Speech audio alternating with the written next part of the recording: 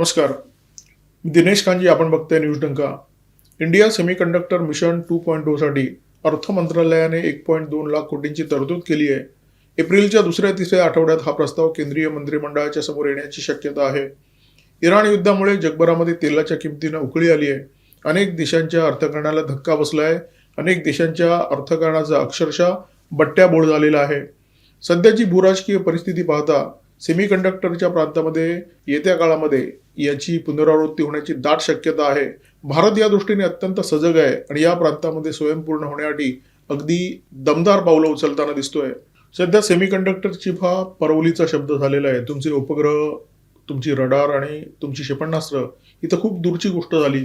तुमचे टोस्टर आणि हीटर सुद्धा सेमीकंडक्टर चिप शिवाय चालू शकत नाही. सेमीकंडक्टर शिवाय तुमचं पान सुद्धा हलू शकत नाही. तुमचे वीज प्रकल्प, तुमचे अणुऊर्जा प्रकल्प, तुमची डेटा सेंटर या सेमीकंडक्टर चिप शिवाय ठप्प होऊ शकतात. तुमची डिफेन्स इंडस्ट्री, तुमची स्पेस इंडस्ट्री सेमीकंडक्टर चिपच्या शिवाय पंगू होऊ शकते. आपण 21व्या शतकामध्ये जगतो, परंतु सेमीकंडक्टर चिप शिवाय तुम्ही अंधार युगात जाण्याची शक्यता आहे. सेमीकंडक्टर चिप हा तुमच्या दैनंदिन गरजेचा भाग बनलेला आहे. तुम्हाला सतत गरज वाढते, परंतु देशामध्ये याची निर्मिती होत नाहीये. आपण पूर्णपणे आयातीवर अवलंबून आहोत आणि आयातीचा हा जो आकडा आहे तो दरवर्षी वाढत चाललेला आहे. ॲडव्हान्स चिपचा जर आपण विचार केला तर आज आपण 100% आयातीवर अवलंबून आहोत. आता कल्पना करा, रडार असो, उपग्रह असो, क्षेपणास्त्र असो, या ज्या सगळ्या गोष्टी आहेत त्या अत्यंत संवेदनशील आहेत. आपल्या संरक्षण सामग्रीमध्ये या सेमीकंडक्टर चिप लागतात आणि ज्या आपण आयात करतो त्या जर आपण चीन, तैवान, दक्षिण कोरिया किंवा व्हिएतनाम या देशांकडून आयात करत असू तर हे अवलंबित्व किती धोकादायक आहे याचा तुम्ही विचार करा. आणि त्याहीपेक्षा महत्त्वाची गोष्ट म्हणजे सेमीकंडक्टरच्या चिप दरवर्षी मोठ्या प्रमाणामध्ये आयात करण्यासाठी तुम्हाला मोठ्या प्रमाणामध्ये परकीय चलन खर्च करावं लागतं. तुमच्या तिजोरीला मोठी गळती लागते. खरं तर तंत्रज्ञान क्षेत्रातलं आपलं जे वर्चस्व आहे ते भारताने अनेकदा सिद्ध केलेलं आहे. आपण अवकाशामध्ये अनेक उपग्रह पाठवलेले आहेत. आपल्या देशाचे पाठवले आहेत, अन्य देशांचे पाठवलेले आहेत. आपण चांद्रयानसारखी महत्त्वाकांक्षी मोहीम राबवलेली आहे. आपण रडारची निर्मिती करतो, आपण क्षेपणास्त्रांची निर्मिती करतो, आपण तोफांची निर्मिती करतो, आपण पाणबुड्यांची निर्मिती केलेली आहे, आपण फ्रिगेटची निर्मिती केलेली आहे. सेमीकंडक्टरच्या क्षेत्रामध्ये आपण इतके मागास कसे राहिलो? खरं तर 1989 पर्यंत आपण 180 नॅनोमीटरची चिप बनवण्यामध्ये यशस्वी ठरलो होतो आणि ही वाटचाल पुढे अशीच सुरू राहिली असती तर कदाचित तैवानच्या जागी भारत आज या क्षेत्राचा महाराजा असता. परंतु दुर्दैवाने असं घडलं नाही. 1989 मध्ये मोहालीमध्ये जी सेमीकंडक्टर लॅबोरेटरी होती ती आगीमध्ये भस्मसात झाली आणि अशी चर्चा होती कदाचित तो घातपात होता. भारताने या क्षेत्रामध्ये पुढे वाटचालच करू नये म्हणून भारताची क्षमता संपवण्याचा तो एक प्रयत्न होता. 1989 मध्ये मोहालीमध्ये ती जी आग लागली होती त्याच्यानंतर फक्त ती प्रयोगशाळा ठप्प झाली नाही, सेमीकंडक्टर क्षेत्रातलं आपलं पूर्ण संशोधन ठप्प झालं. आपली वाटचाल पूर्णपणे ठप्प झाली. आपण आयातीवर अवलंबून राहायला लागलो, आयातच करत राहिलो. मोदी सरकार जर 2014 मध्ये सत्तेमध्ये आलं नसतं कदाचित ही आयात याच्या पुढे अनेक वर्ष सुरू राहिली असती. परंतु नरेंद्र मोदी यांनी हे चित्र बदलण्याचा प्रयत्न केला. त्यांनी या देशाला सेमीकंडक्टर चिपच्या क्षेत्रामध्ये स्वयंपूर्ण बनवण्यासाठी गेल्या अनेक वर्षामध्ये महत्त्वाची पावलं उचललेली आहेत. हे जगजाहीर आहे की चीनची तैवानवर नजर आहे. चीनला तैवानचा घ्यास घ्यायचा आहे. वन चायना पॉलिसीच्या अंतर्गत तैवान हा आमचा अविभाज्य भाग आहे हे चीनने वारंवार जाहीर केलेलं आहे. हे फक्त एक भूभाग जोडण्यापुरतं मर्यादित नाहीये. तैवानचा सेमीकंडक्टरच्या बाजारपेठेवर दबदबा आहे. जगभरामध्ये सेमीकंडक्टरच्या ज्या ॲडव्हान्स चिप निर्यात होतात त्यामध्ये एकट्या तैवानचा वाटा 90% आहे. जर तैवानचा कब्जा चीनने घेतला तर सेमीकंडक्टर चिपच्या बाजारपेठेवर आपोआप चीनचं नियंत्रण निर्माण होतं, चीनचा दबदबा निर्माण होतो आणि चीनला नेमकं हेच हवं आहे म्हणून चीन तैवानकडे नजर रोखून बसलेला आहे. भविष्यात जर चीनने तैवानच्या दिशेने मोर्चा वळवला तर कदाचित अमेरिका चीनला रोखू शकेल अशा प्रकारचा विश्वास जगातील अनेक देशांना होता. परंतु सध्याचं जे भूराजकीय चित्र आहे ते पाहिल्यावर याची शक्यता खूप कमी वाटते. कारण इराण युद्धामध्ये अमेरिकेचा बऱ्यापैकी रक्तपात झालेला आहे. इराण युद्धाच्या मुद्द्यावरून अमेरिकेचे राष्ट्राध्यक्ष डोनाल्ड ट्रम्प यांना देशामध्ये खूप मोठ्या विरोधाला सामोरं जावं लागतंय. कारण या युद्धामुळे अमेरिकेच्या अर्थकारणाला जबरदस्त घरघर लागलेली आहे. आणि मुळातच डळमळीत असलेलं अमेरिकेचं अर्थकारण या युद्धामुळे अधिकच गर्तेत जाताना दिसतंय आणि त्याच्यामुळे लोक प्रचंड चिडलेले आहेत. अमेरिकेमध्ये महागाई वाढते. त्यामुळे उद्या जर चीनने तैवानवर आक्रमण केलं तर अमेरिका चीनला रोखू शकेल की नाही याच्याबद्दल लोकांच्या मनामध्ये, अनेक देशांच्या नेत्यांच्या मनामध्ये किंतु परंतु आहे. अमेरिकेची आज उडी फार फार तर व्हेनेझुएला किंवा ग्रीनलँडला धमकवण्यापुरती आहे. आपण पाहिलं असेल की अमेरिकेचे राष्ट्राध्यक्ष डोनाल्ड ट्रम्प कधी रशिया किंवा चीनच्या नादी लागत नाहीत, या देशांना धमकवण्याचं काम करत नाहीत. उलट व्लादिमीर पुतीन जे रशियाचे राष्ट्राध्यक्ष आहेत त्यांच्याबद्दल किंवा चीनचे राष्ट्राध्यक्ष शी जिनपिंग यांच्याबद्दल ते नेहमी आदराने बोलतात, प्रेमाने बोलत असतात. काही काळापूर्वी डोनाल्ड ट्रम्प यांनी तैवानच्या संदर्भात एक विधान केलं होतं. ते असं म्हणाले होते की जोपर्यंत मी अमेरिकेचा राष्ट्राध्यक्ष आहे तोपर्यंत शी जिनपिंग तैवानवर आक्रमण करणार नाहीत. म्हणजे ट्रम्प असं सुचवण्याचा प्रयत्न करत होते की तैवानला जर सुरक्षित ठेवायचं असेल तर मला तह आयात अमेरिकेचा राष्ट्राध्यक्ष ठेवा, ज्याची शक्यता खूप कमी आहे. परंतु शक्यता अशी आहे की शी जिनपिंग ट्रम्प यांना खोटं ठरवतील. इराण युद्धानंतर जगामध्ये जी परिस्थिती निर्माण झालेली आहे त्या परिस्थितीचा पुरेपूर लाभ उठवत शी जिनपिंग तैवानवर ठरल्यावेळी आक्रमण करतील. ठरल्यावेळी म्हणजे त्यांनी जी वेळ ठरवलेली आहे, त्यांनी जो मुहूर्त ठरवलेला आहे 2027चा, त्यावेळी इराण युद्धामुळे जे तेल संकट जगावर निर्माण झालेलं आहे ते आपण बघतोच आहोत. मोदींना बहुधा या संकटाची कुणकुण असावी आणि म्हणून तुम्ही पाहिलं असेल गेल्या काही वर्षामध्ये तेल शोधण्यासाठी मोदी खूप मोठ्या प्रमाणामध्ये खर्च करत होते. म्हणजे मोदी सरकार खर्च करत होतं आणि मोदी या विषयाकडे अत्यंत गंभीरपणे बघत होते. बलियामध्ये आपण तेल शोधण्याचा प्रयत्न केला, तिथे तेल मिळण्याची शक्यता निर्माण झालेली आहे. तसं प्रयागराजमध्ये सुद्धा तेलाचे साठे शोधण्याचा प्रयत्न सुरू आहे. अंदमान निकोबारमध्ये तेल शोधण्याचा प्रयत्न सुरू आहे. कृष्णा गोदावरीच्या खोऱ्यामध्ये आपण जे तेल शोधतोय ते प्रयत्न अधिक तेज करण्यात आलेले आहेत. जिथे जिथे तेल सापडलंय तिथे तिथे अधिकाधिक तेल काढण्याचा प्रयत्न सुरू आहे. जिथे तेल सापडण्याची शक्यता आहे तिथे जोरदार प्रयत्न सुरू आहेत, मोठ्या प्रमाणात खर्च सुरू आहे. हे जे आपण प्रयत्न करत होतो म्हणजे देशामध्ये तेलाचे साठे शोधण्याचा प्रयत्न करत होतो, आपण जिथून तेल विकत घेतो ते पर्याय वाढवण्याचा प्रयत्न करत होतो. 2014 पर्यंत आपण फक्त 27 देशांकडून तेल आयात करायचो. आज आपण जवळजवळ 42 ते 43 देशांकडून तेलाची आयात करतो. त्यामुळे आखात पेटलं असताना सुद्धा आपल्यावर तेवढा दाब आला नाही, कारण आपल्याकडे पर्याय उपलब्ध होते. देशामध्ये आजही पेट्रोल डिझेलची दरवाढ झालेली नाहीये. गॅसची काही प्रमाणात झालेली आहे, परंतु इतर देशांमध्ये जी दरवाढ झालेली आहे त्याच्या तुलनेमध्ये आपण खूप सुखी आहोत असं आपण म्हणू शकतो. त्यामुळे सेमी कंडक्टर चिपच्या बाबत एखादी समस्या निर्माण होईपर्यंत मोदी वाट बघणार नाहीत. ते आधीच पावलं उचलत आहेत.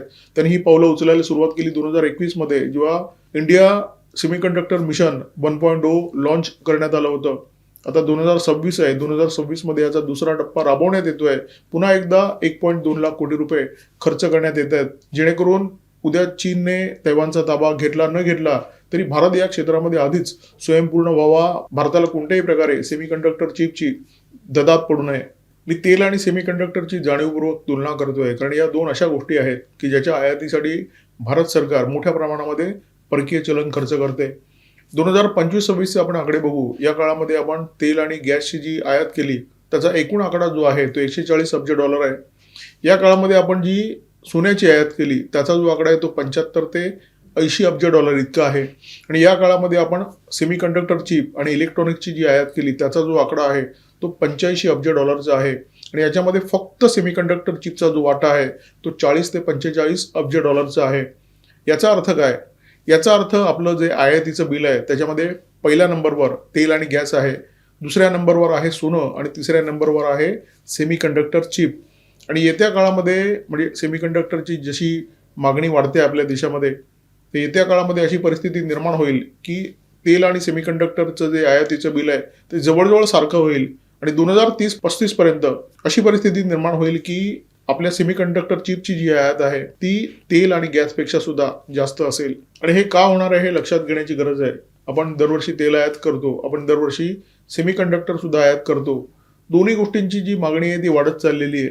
परंतु तेलाची मागणी दर साल साधारण 5 ते 60% पर्यंत वाढते, म्हणजे तेल आणि गॅस. परंतु सेमीकंडक्टरची जी मागणी आहे ती दरवर्षी 20 ते 25% वाढते. म्हणजे सेमीकंडक्टरच्या आयातीचे जे प्रमाण आहे ते येत्या काळामध्ये भरभरून वाढणार आहे. 2035 पर्यंत आपण साधारण $300 अब्ज सेमीकंडक्टर चिप या देशामध्ये आयात करू अशा प्रकारची शक्यता आहे. आज किती करतोय? आज आपण करतोय फक्त $45 अब्ज चिप आयात करतोय. कधी काळी जगामध्ये व्यापाराच्या प्रांतामध्ये बऱ्यापैकी सामंजस्य होतं. देशादेशामध्ये वस्तूंची देवाणघेवाण व्हायची. व्यापारामध्ये तेव्हाही राजकारण होतं, परंतु ते मिठापुरतं होतं, थोडंफार होतं. डोनाल्ड ट्रम्प या व्यक्तीचा राजकीय मंचावर उदय झाल्यानंतर म्हणजे जगाच्या राजकीय मंचावर उदय झाल्यानंतर हे चित्र पूर्णपणे बिघडलं आणि व्यापारामध्ये अनेक गोष्टींचा वापर एखाद्या हत्यारासारखा व्हायला लागला. चीनने सुद्धा हेच केलं. रेअर अर्थ मिनरलच्या प्रांतामध्ये चीनने अमेरिकेला दाबण्याचा प्रयत्न केला. अमेरिकेने तो प्रयोग भारताच्या विरोधात केला तेजसच्या लढाऊ विमानांच्या इंजिनांबाबत. जीई या कंपनीबरोबर आपला करार झाला होता. अमेरिकेने भारताला आश्वासन दिलं होतं की आम्ही वेळेवर या इंजिनाची पूर्तता करू. परंतु वारंवार दिलेली ही आश्वासनं अमेरिकेने खोटी ठरवली. या आश्वासनांची पूर्तताच झाली नाही.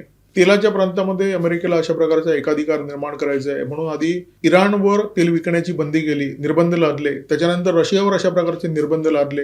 व्हेनेझुएलावर अशा प्रकारचे निर्बंध लादले. त्याच्यानंतर व्हेनेझुएलाच्या तेलाचा ताबा घेतला. आता इराणच्या विरोधात अमेरिकेने युद्ध छेडलेलं आहे. पुढे जगाच्या तेल आणि गॅसच्या साठ्यावर अमेरिकेला ताबा घ्यायचा आहे आणि या क्षेत्रामध्ये आपला एकाधिकार निर्माण करायचा आहे.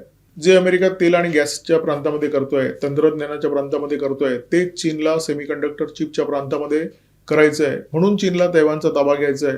आणि एकदा चीनने तैवानचा ताबा घेतला की जगाच्या सेमीकंडक्टर चिपच्या बाजारपेठेवर पूर्णपणे चीनचा कब्जा होईल आणि मग चीनच्या मर्जीवर ठरेल की चीनला या चिप कोणाला द्यायच्या आहेत आणि कोणाला द्यायच्या नाही आहेत. आणि एखाद्या देशाला, ज्या देशाला सेमीकंडक्टर चिपची प्रचंड गरज आहे, त्या देशाला या चिप नाकारणं म्हणजे त्याचा श्वास बंद करणं, त्या देशाला वाटचाल करण्यापासून पूर्णपणे रोखणं, एखाद्या देशावर शस्त्र उगारल्याशिवाय त्याला लोळण घ्यायला भाग पाडणं. चीनने आपली वन चायना पॉलिसी जगातल्या अनेक देशांच्या गळी उतरवलेली आहे आणि तैवानवर आक्रमण करण्याचा मुहूर्त सुद्धा ठरवलेला आहे. 2027 मध्ये कधीतरी चीन तैवानवर आक्रमण करणार आहे आणि खरोखरच जर चीनने तैवानचा ताबा घेतला तर ते भारतासाठी अत्यंत धोकादायक ठरण्याची शक्यता आहे. कारण तुम्ही नाव घ्या त्या वस्तूमध्ये तुम्हाला सेमीकंडक्टर लागतं. तुमच्या मोबाईलमध्ये, तुमच्या टॅबमध्ये, तुमच्या कॉम्प्युटरमध्ये, तुमच्या वॉशिंग मशीनमध्ये, तुमच्या टोस्टरमध्ये, तुमच्या हीटरमध्ये, तुमच्या फ्रीजमध्ये, तुमच्या टीव्हीमध्ये सगळीकडे सेमीकंडक्टर लागतं. आणि देशाला ज्या गोष्टींची आवश्यकता आहे, तुमचे डेटा सेंटर, तुमचे वीज प्रकल्प, तुमचे अणुऊर्जा प्रकल्प, तुमचे उद्योग, अनेक गोष्टीसाठी तुम्हाला सेमीकंडक्टर चिपची गरज लागते. आणि संरक्षणाशी संबंधित सगळीच उपकरणं तुम्ही घेऊन चला. त्याच्यामध्ये तोफा आहेत, त्याच्यामध्ये रडार आहेत, त्याच्यामध्ये क्षेपणास्त्र आहेत, त्याच्यामध्ये पाणबुड्या आहेत. सगळीकडे तुम्हाला सेमीकंडक्टर लागतं. सेमीकंडक्टर चिप जर तुम्हाला मिळालं नाहीत तर समजा तुमचा कार्यक्रम बंद. पण एखाद्या देशाचं इंधन रोखल्यानंतर त्या देशाची जी परिस्थिती निर्माण होईल, तशाच प्रकारची परिस्थिती सेमीकंडक्टर चिपचा पुरवठा जर रोखला तर त्या देशामध्ये निर्माण होऊ शकते. जर चीनने तैवानचा ताबा घेतला, सेमीकंडक्टर इंडस्ट्रीचा ताबा घेतला, तर एकही बॉम्ब न टाकता, एकही क्षेपणास्त्र न टाकता चीन भारताचं संपूर्ण औद्योगिक विश्व क्षणार्धामध्ये उद्ध्वस्त करू शकतो. म्हणजे तेजस लढाऊ विमानांची जीईच्या इंजिनांच्या शिवाय जी परिस्थिती आहे, तीच परिस्थिती भारताची सेमीकंडक्टर चिपच्या शिवाय होऊ शकते. भारताला हे माहिती आहे म्हणून भारत जोरदार प्रयत्न करतोय की या क्षेत्रामध्ये कोणत्याही परिस्थितीमध्ये आपल्याला स्वयंपूर्ण बनायचं आहे आणि कोणावरही या चिपबाबत अवलंबून राहायचं नाहीये. सेमीकंडक्टर चिपचं महत्त्व आणि सेमीकंडक्टर इंडस्ट्रीचं वास्तव लक्षात घेऊन मोदी सरकारने प्रयत्न सुरू केले. 2021 मध्ये इंडिया सेमीकंडक्टर मिशन 1.0 लागू करण्यात आलं आणि याच्यासाठी सरकारने 76,000 कोटींची तरतूद केली. ज्या कंपन्या सेमीकंडक्टर प्रकल्प उभारतील त्यांना 30 ते 50% सबसिडी देण्यात आली. मोठ्या प्रमाणामध्ये सुविधा देण्यात आल्या आणि याची गोमटी फळं आता दिसू लागलेली आहेत. गुजरातच्या साणंदमध्ये अमेरिकी कंपनी मायक्रॉन आली. 22,516 कोटींची गुंतवणूक करण्यात आली.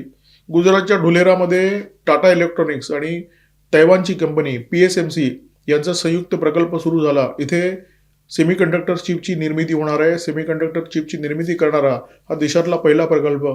गुजरातच्या साणंदमध्ये CG पॉवर या कंपनीने जपानच्या रेनेसान्स या कंपनीशी टायअप केलं आणि तिथे एक मोठा प्रकल्प सुरू केला. इंडिया सेमीकंडक्टर मिशन 1.0 अंतर्गत 30 स्टार्टअपना आर्थिक सहाय्य देण्यात आलं. त्यांना पायाभूत सुविधा पुरवण्यात आल्या. त्याचा त्यांना निश्चितपणे फायदा झाला. 1989 मध्ये मोहालीमध्ये जी सेमीकंडक्टर लॅब जाळण्यात आली होती, त्या लॅबचं नूतनीकरण करण्यात आलं. म्हणजे या देशामध्ये सेमीकंडक्टर उद्योगासाठी एक इकोसिस्टीम निर्माण करण्याचे काम इंडिया सेमीकंडक्टर मिशन 1.0 च्या अंतर्गत करण्यात आलं आणि त्याचा देशाला निश्चितपणे लाभ झालेला दिसतोय. तशा प्रकारची इकोसिस्टीम या देशामध्ये निर्माण झालेली दिसते. आता इंडिया सेमीकंडक्टर मिशन 2.0 अंतर्गत 2 आणि 3 नॅनोमीटरच्या चिप बनवण्याचा देशामध्ये प्रयत्न होणार आहे आणि याच्यासाठी जी यंत्र लागतात, उपकरणं लागतात, जी रसायने लागतात, ती या देशामध्येच निर्माण होतील. अशा प्रकारचे प्रयत्न केले जाणार आहेत. चिप डिझाईनसाठी स्टार्टअप्सना मदत केली जाणार आहे आणि विकास आणि संशोधनासाठी, रिसर्च अँड डेव्हलपमेंटसाठी मोठ्या प्रमाणामध्ये सरकारने या मिशनच्या अंतर्गत निधी उपलब्ध करून दिलेला आहे. आपल्या देशामध्ये सेमीकंडक्टर उद्योगाची पायाभरणी करण्याचे प्रयत्न झाले होते, परंतु हे प्रयत्न 1989 मध्ये उद्ध्वस्त करण्यात आले. मोहालीतली ती प्रयोगशाळा जाळून आणि त्याच्यानंतर जवळजवळ 25 वर्ष आपण वाया घालवली. पुढच्या 25 वर्षामध्ये या देशाने काहीच केलं नाही आणि त्या दरम्यान तैवानसारखे, दक्षिण कोरियासारखे जे देश आहेत ते भारताच्या खूप पुढे निघून गेले आता त्यांना आपल्याला गाठायचं आहे, किंबहुना त्यांना या स्पर्धेमध्ये मागे टाकायचं आहे. त्यामुळे स्वाभाविकपणे आपल्याला खूप वेगाने पळावं लागेल आणि मोदी सरकार त्याच दिशेने प्रयत्न करताना दिसतंय. या क्षेत्राला ऊर्जा मिळावी, या क्षेत्रामध्ये खूप मोठ्या प्रमाणामध्ये गुंतवणूक व्हावी, या दिशेने मोदी सरकार प्रयत्न करताना दिसतंय आणि इंडिया सेमीकंडक्टर मिशन 2.0 या मिशनच्या माध्यमातून हीच गोष्ट ठसठशीतपणे स्पष्ट होते. या व्हिडिओमध्ये इथे थांबतोय. व्हिडिओमध्ये माझ्यासोबत होते cameraman Omkar Bhagwat, video editor Ajay Shelke. Video जर आवडला असेल तर लाईक करा, शेअर करा, कॉमेंट बॉक्समध्ये व्यक्त व्हा. सबस्क्राईब करा न्यूज डंकासोबत, सबस्क्राईब करा बीज डंका आणि बेल आयकॉन दाबायला विसरू नका. नमस्कार, धन्यवाद.